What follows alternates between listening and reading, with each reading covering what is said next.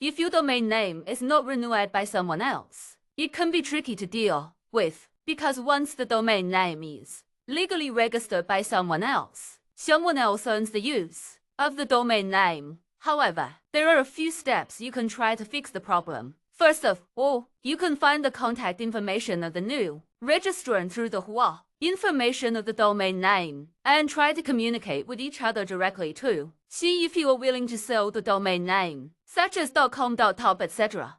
Sometimes, the other party may be willing to transfer the domain name for ascertained price. Use of domain name arbitration. If you have good reason to prove that the registration and use of the domain name has harmed your legitimate rights and interests, such as trademark infringement, you can consider domain name arbitration through ICANN and Internet Corporation for Assigned Names and Numbers UDRP, Uniform Domain Name Dispute Resolution Policy, or the legal process of the corresponding country, region. This usually requires proof that you have a legitimate interest in the domain name and that the domain name is being registered or used in bad faith by the current holder.